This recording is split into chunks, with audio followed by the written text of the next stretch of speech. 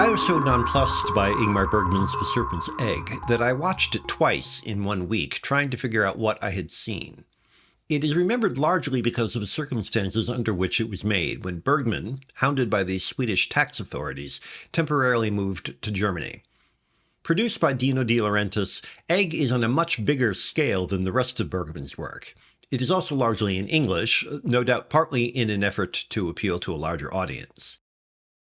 David Carradine stars as Abel Rosenberg, an American trapeze artist trapped in Berlin in November 1923, which the movie portentously reminds us is the time when Adolf Hitler led his abortive putsch in Munich.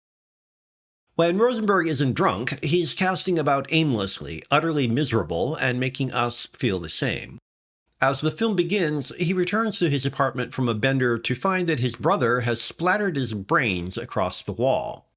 Abel shares the bad news with his estranged sister-in-law, Manuela, Liv Ullmann, and the two of them spend the rest of the film trying to get by in the dank, inflation-ridden world of Weimar-era Berlin.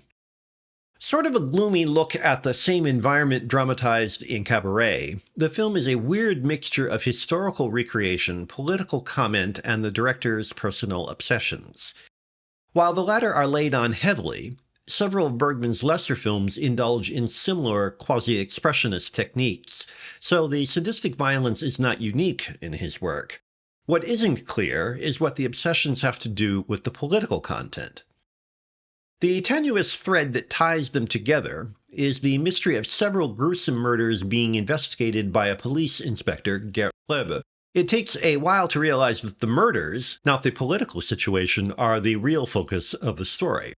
And as Rosenberg stumbles into the cause of the killings, the strained effort to tie them together to the horrific social situation only accentuates how little they have to do with each other. Nazism is a loaded subject.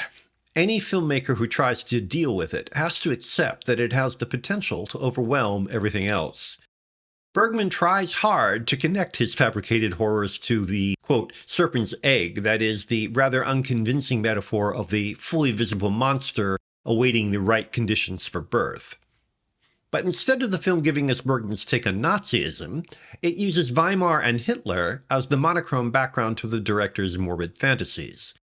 He expresses those feelings masterfully. The film is beautifully made and clammily successful in recreating a grim moment in time. What it is not is a convincing examination of Nazism, and only moderately more successful as a horror mystery. That is because The Serpent's Egg is ultimately about neither Nazism nor serial murder. It's about Bergman.